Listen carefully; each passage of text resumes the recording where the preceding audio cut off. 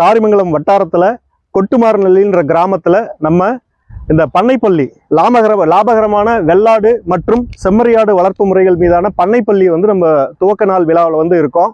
இந்த பண்ணைப்பள்ளியின் ஒரு பகுதியாக வந்து நம்ம அசோலா உற்பத்தியை பற்றி நம்ம வந்து தெரிஞ்சுக்க போகிறோம். சரிங்களா?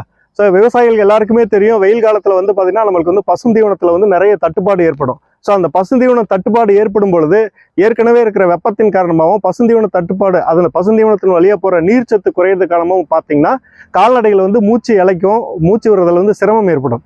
ஸோ இதை சரி பண்ணுறதுக்கான ஒரு தீர்வு தான் வந்து பார்த்திங்கன்னா இந்த அசோலா அப்படின்ற இந்த பாசி. இந்த அசோலான்றது வந்து பார்த்திங்கன்னா ஒரு கிணற்று பாசி, நம்ம கிணத்துல இருக்கு இல்லையா பாசி, அந்த பாசி தான். இதை வந்து நம்ம வந்து மூக்குத்தி செடின்னு சொல்லிட்டு சொல்லுவாங்க. இதில் வந்து புரதச்சத்து வந்து அதிகமாக இருக்குது. ஸோ இந்த அசோலா வந்து கால்நடைகளுக்கு, குறிப்பாக மாடுகளுக்கோ இல்லை ஆடுகளுக்கோ கொடுக்கும் பொழுது என்ன ஆகும்னா இதில் இருக்கிற நீர்ச்சத்து புரதச்சத்து உள்ளே போயிட்டு மாடுகள், கால்நடைகள், ஆடுகள் எல்லாமே வந்து பார்த்திங்கன்னா உங்களுக்கு ஆரோக்கியமாக வந்து இருக்கும். சரிங்களா? ஸோ இன்னொன்று என்னன்னா, பொதுவாக வந்து இப்போ என்னன்னா தாது உப்பு குறைபாடு வந்து ஒரு பொதுவான குறைபாடு எல்லா கால்நடைகள்லையும்.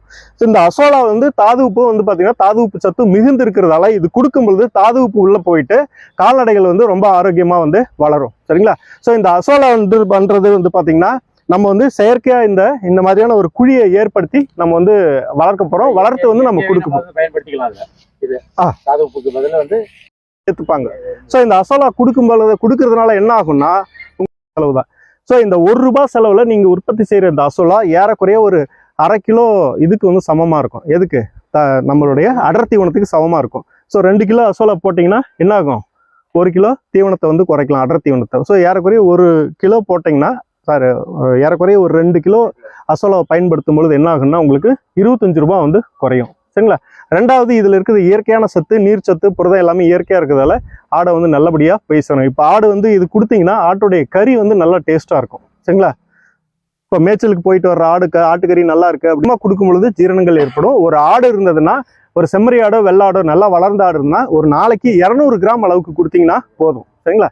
ஸோ அசோலா உற்பத்தி செய்கிறதுக்கு அது வந்து ஒரு என்ன சொல்கிறது, இந்த சைஸில் இந்த 4 அடி அகலம் 6 அடி நீளம் இருக்கிற குழியில் நீங்கள் அசோலா உற்பத்தி செஞ்சீங்கன்னா ஒரு நாளைக்கு ஒரு 3/4 கிலோலேருந்து 1 கிலோ அசோலா தான் கொடுக்க முடியும். ஸோ அப்படி பார்த்தீங்கன்னா இந்த குழியிலேருந்து ஒரு நாளைக்கு 5 ஆடுகளுக்கு தான் நீங்கள் வந்து அசோலா வந்து உற்பத்தி பண்ணி கொடுக்க முடியும். சரிங்களா?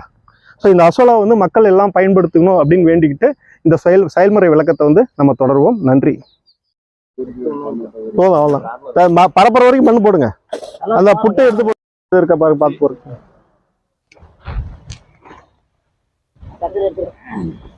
காலுக்கு 2 கல் பொறுக்கி போடுங்க, வேலை முடிஞ்சதை தூக்கி பிடிங்க, மேலே ஸ்டிஃப் அப்படிங்க. போடுங்க. லேடிஸ் யாரும் ஒருத்தர் எடுங்கம்மா, ஒரு அல்ல இல்லைம்மா, வாமா ஒரு கை அல்லுமா, 2 கை அல்லுமா. போதுமா, ஏன்னா முதுகு தான் தெரியும், இப்படி வந்துடும் இந்த சைடு. போட்டிங்களா? Okay, correct. ஃபோட்டோ எடுங்க, ஜெரம் ஃபோட்டோ எடுங்க. எண்ணெய் ஊற்றுறமா அப்படியே ஊற்றிடுவாங்க, வரிசையா அப்படியே ஊற்றிடுவாங்க. எல்லா இடத்துக்கும் வர மாதிரி ஊற்றுங்க. எல்லாம் அப்படிதான், அவங்கெல்லாம் சொன்ன பேச்சே கேட்டவங்க, நம்ம சொன்னா எங்க கேட்பாங்க. விடுமா அவ்வளவுதான். சரிங்களா? ஸோ இந்த மாதிரி பார்த்தீங்கன்னா ஏறக்குறைய இன்னும் கூட கொஞ்சம் தண்ணி விடலாம், தப்பு இல்லை, பரவாயில்ல, விடுங்க, ஒன்றும் பிரச்சனை இல்லை. நாளைக்கு ஊற்றுங்க, ஒன்றும் இல்லை. சரிங்களா? சரிங்களா? இந்த விரலை இப்படி வச்சு பார்த்தீங்கன்னா உங்க கட்டை விரல் எதுவும் கல்லு ஓடு இல்லாத மாதிரி பண்ணிட்டோம். வளையல்களில் எதுவும் இல்லாத மாதிரி கீழே வந்து கிளீன் பண்ணிட்டோம். அதுக்கப்புறம் வந்து பாத்தீங்கன்னா நம்ம போடுற தார்பலின் இந்த பாய் வந்து பாதிக்க கூடாதுன்றதுக்காக சிமெண்ட்டை வந்து பரப்பி விட்டோம். சிமெண்ட் பையை, அதாவது தீவன பையை வந்து கீழே பரப்பி விட்டோம்.